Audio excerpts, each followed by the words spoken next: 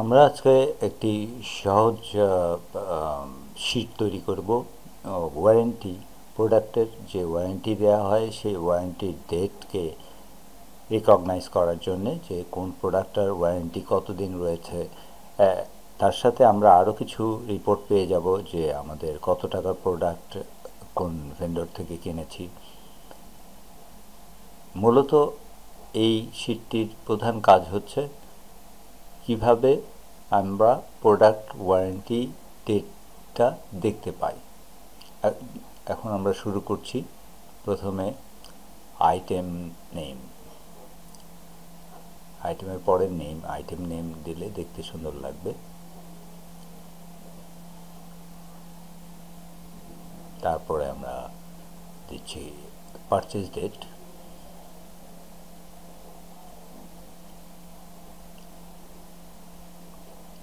Date of purchase দিলে দেখতে সুন্দর লাগবে, শুনতেও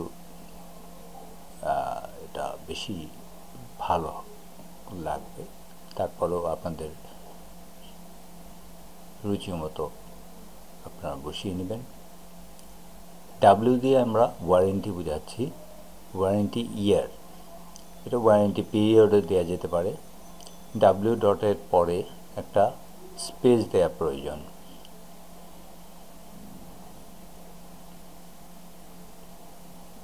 তারপরে এখানে হচ্ছে আমরা দিতে চাচ্ছি ওয়ারেন্টি এন্ড ডেট, মানে কবে প্রোডাক্টটির কোন ডেটে প্রোডাক্টটির ওয়ারেন্টি শেষ হয়ে যাবে, যেটা আমাদের মূল ফোকাস এই কাজটির।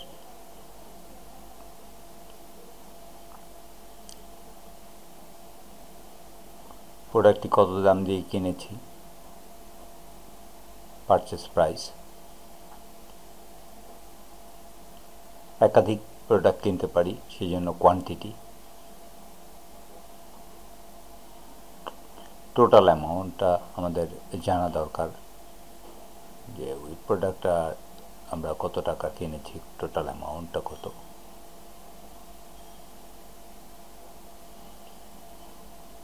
এখন দেখতে পাচ্ছি আমাদের বেশ কিছু ফিল্ডের কিছু কিছু লেখা আমরা দেখতে পাচ্ছি না।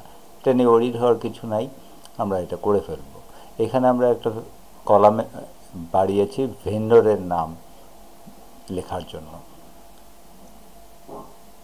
যে আমরা প্রোডাক্টটি কোন ভেন্ডরের কাছ থেকে কিনেছি। এখন আমরা কলামগুলোকে রিসাইজ করব আমাদের সুবিধা মতো। এটা আমরা অটোমেটিক্যালি খুব তাড়াতাড়ি করতে পারি। সিলেক্ট করলাম পুরো শীটটাকে। এখন যে কোনো কলামের যে লাইন রয়েছে সেখানে কার্সারটা নিয়ে গিয়ে যখন সেখানে একটা প্লাস সাইনের মতো দেখাবে অথবা অ্যারো, এই প্লাস সাইনে ক্লিক করা মাত্রই প্রতিটি ঘরের স্পেস রিসাইজ হয়ে গেল।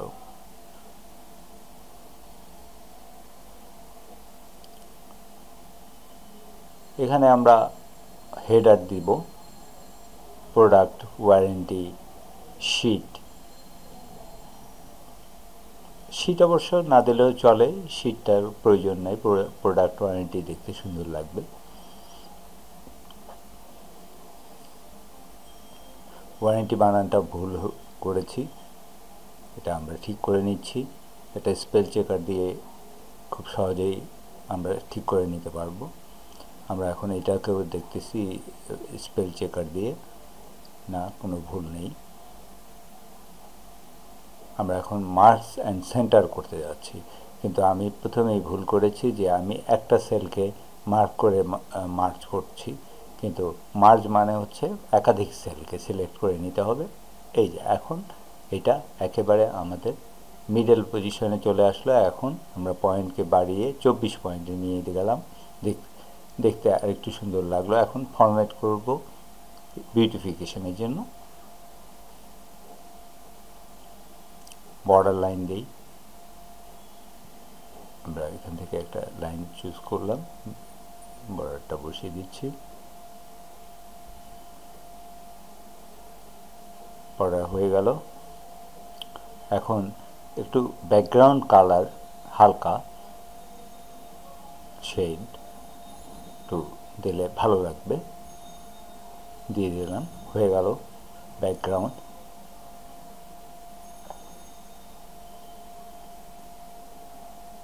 এখন এই কলামের ফরম্যাট করতে হবে কি, আমরা এটা ডেট ফিল্ড দিচ্ছি, ডেটটা আমরা এভাবে দেখতে চাই, সো আমরা ডেটটাকে এই ফরম্যাটে করে দিলাম এই কলামটাকে।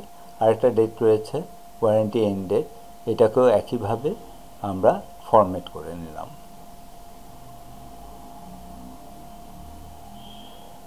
পারচেস প্রাইস, এটা যেহেতু কারেন্সি তাই ফরম্যাট করব আমরা এটা কারেন্সিতে।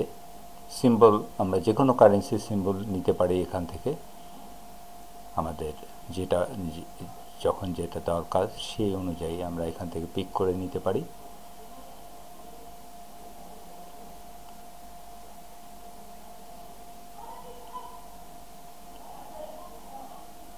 আমরা ডলার সাইনটাকেই নিয়ে নিলাম এখান থেকে, ডলার সাইন। ঠিক একইভাবে টোটাল অ্যামাউন্টেও আমরা কারেন্সি সিলেক্ট করব এবং একই সিম্বল দিয়েই সিলেক্ট করলাম। আমাদের হয়ে গেল দুটো ফরম্যাট। এখন আইটেমের নাম লিখব।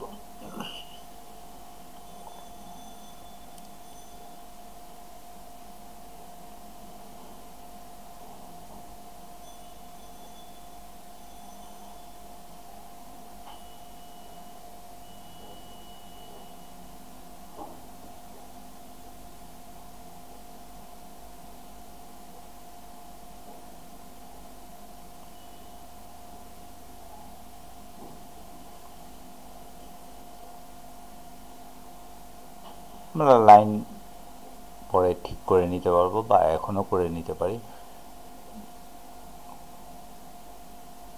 করে নিলাম। পারচেজ ডেট বসিয়ে দিতে হবে এখানে একটা, যে ডেটে আমরা পারচেজ করবো সেটি বসাবো। এটা আমরা স্যাম্পল হিসাবে একটা ডেট সিলেক্ট করছি।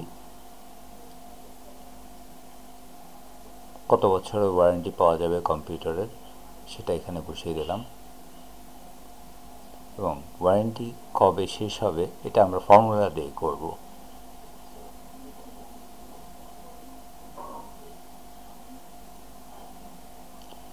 পারচেজ প্রাইস, কত দিয়ে কিনেছি,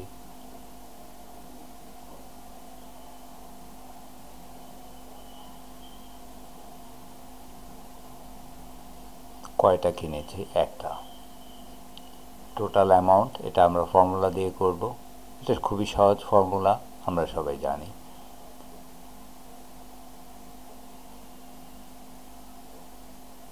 হয়ে গেল আমাদের। এখন হচ্ছে আমরা ওয়ারেন্টি কবে শেষ হবে সেইটা বের করব। ইকুয়াল সাইন দিব, এটার সাথে যোগ করতে হবে, সরি আমি পূরণ করে ফেলছি, যোগ করতে হবে 365 ইন্টু এখানে D4 সেলে রয়েছে ইয়ার, সুতরাং আমরা ইন্টু D4 সেল। আমাদের এই 4 বছরের ওয়ারেন্টি পাওয়া গিয়েছে, আমাদের ওয়ারেন্টিটা শেষ হবে 14ই জানুয়ারি 2019। 3 বছরের ওয়ারেন্টিতে 14ই জানুয়ারি 2019। তাহলে আমরা কি পাচ্ছি, যে আমরা এখানে ওয়ারেন্টি কবে শেষ হয়ে যাবে কম্পিউটারটা সেটা আমরা কিন্তু পেয়ে গিয়েছি। এখন আমরা আরও কিছু প্রোডাক্ট অ্যাড করছি।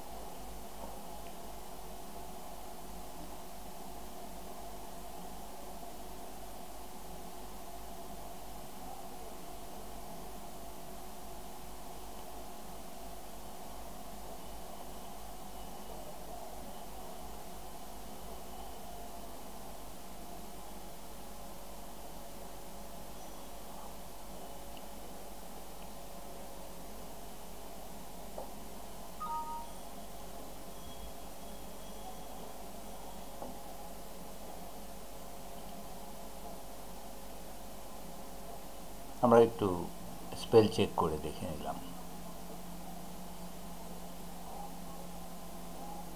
আবারও লাইন একটু বাড়াতে হবে, বাড়িয়ে নিলাম। সবগুলো সিলেক্ট করে বাড়ানোর একটাই সুফল, সেটা হচ্ছে যে কোনো ফিল্ডে জায়গা প্রয়োজন সেই ফিল্ডগুলো অটোমেটিক্যালি সেট আপ হয়ে যাবে।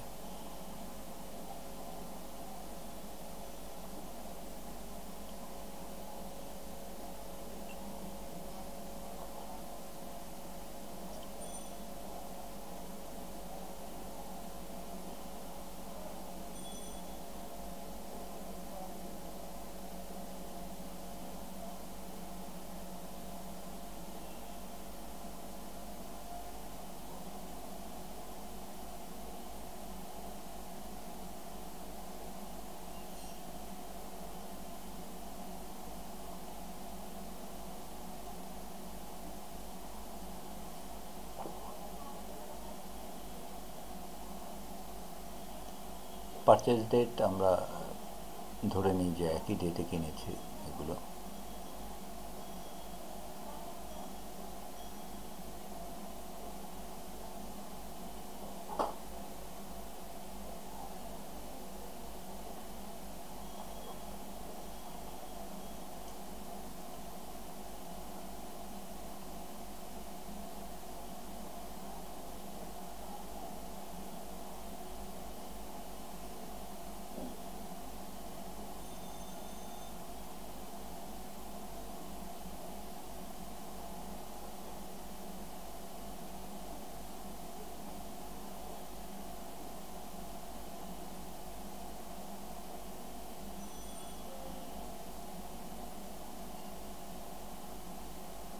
এটা আমরা কপি করে নিচ্ছি,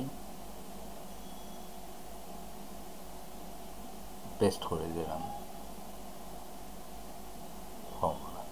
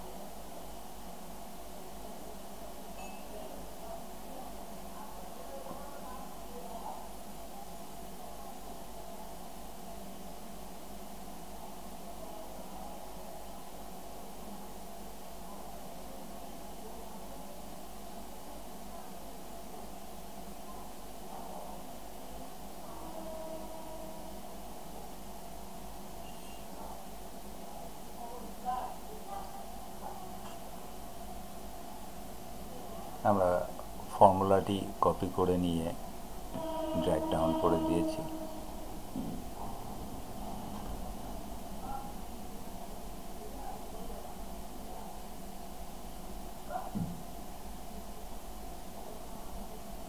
আমরা এখন একটা টেবিল করছি, খুব সুন্দর দেখাবে। আমরা টেবিল করে ফেললাম। এই টেবিলের অনেকগুলো সুফলও রয়েছে, বিউটিফিকেশন তো রয়েছেই, এছাড়া অনেক সুফল রয়েছে, সেটা আমরা পরে দেখাচ্ছি।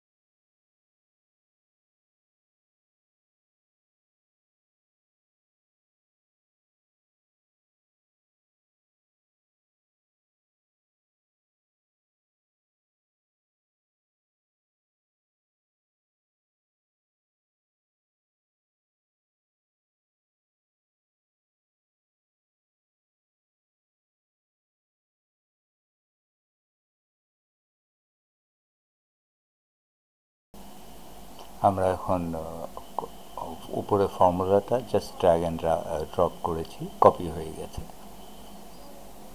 এখন আমরা সাম আপ করবো নিচে যে টোটাল অ্যামাউন্ট, কত টাকার প্রোডাক্ট আমাদের কাছে আছে। এখন কথা হচ্ছে যে যখন শিটটি বড় হবে, মাঝখানে কোনো প্রোডাক্ট যদি ঢোকাতে চাই, ইনসার্ট করা রো দিলেই একটা রো ইনসার্ট হয়ে গেল। আমরা এখানে যে প্রোডাক্টটি লিখব সেটা নিচের গ্র্যান্ড টোটালের সাথে মেলে কিনা সেটা একটু চেক করে দেখি। মোবাইল কিনেছি,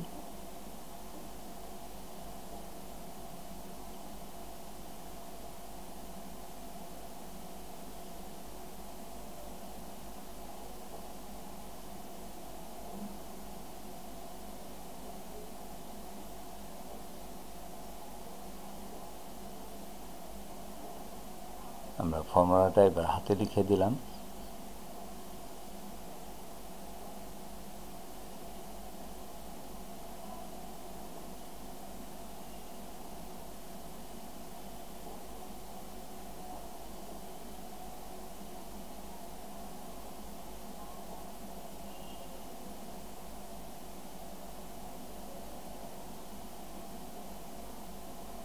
এখন উপর থেকে আমরা ফর্মুলাটা কপি করে নিয়ে আসবো। কপি হয়ে গেল এবং নিচে গ্র্যান্ড টোটালেও কিন্তু আমরা ওটা রিফ্লেকশন দেখতে পাচ্ছি, আমাদের ওখানে যোগফল বেড়ে গেছে।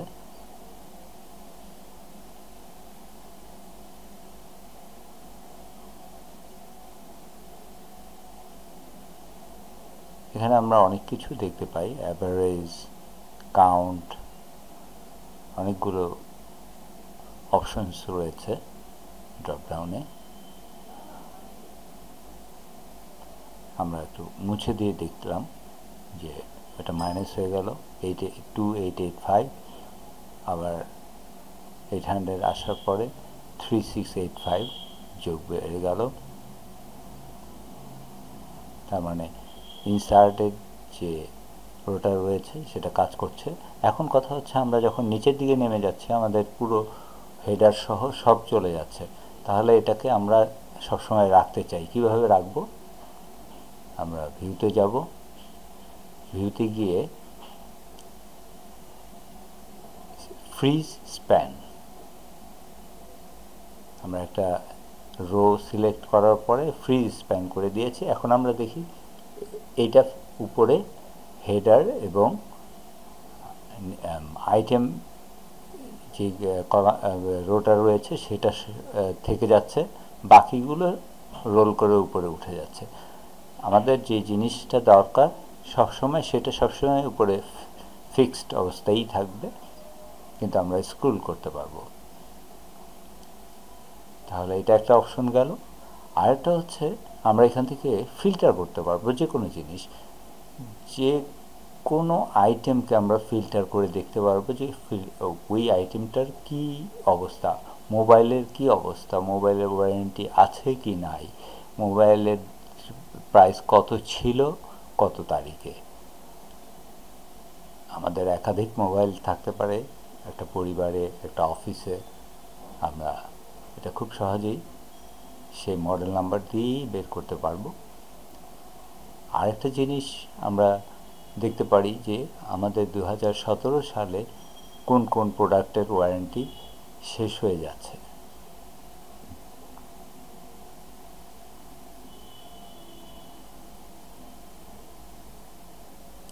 আমরা এখানে জাস্ট সিলেক্ট অলের জায়গায় একটা ক্লিক করলে ডিসিলেক্ট হয়ে যাবে। 2017 সিলেক্ট করলাম, ওকে দিলাম। আমরা দেখতে পাচ্ছি আমাদের 2017-তে টেলিভিশন এবং রিস্ট ওয়াচের ওয়ারেন্টি শেষ হয়ে যাবে, মানে এই প্রোডাক্টগুলোর ভ্যালিডিটি এই বছরের অক্টোবরের 15 তারিখ পর্যন্ত।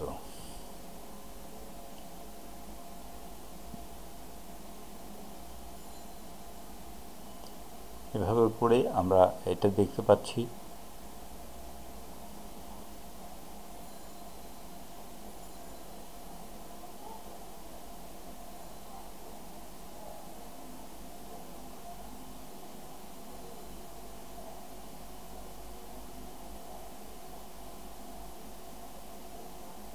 আমরা এখানে একটা বর্ডার দিব, ক্লোজিং বর্ডারটা থাকবে নিচে এবং উপরে এক সিঙ্গেল বর্ডার থাকবে উপরে, ডাবল বর্ডার থাকবে নিচে।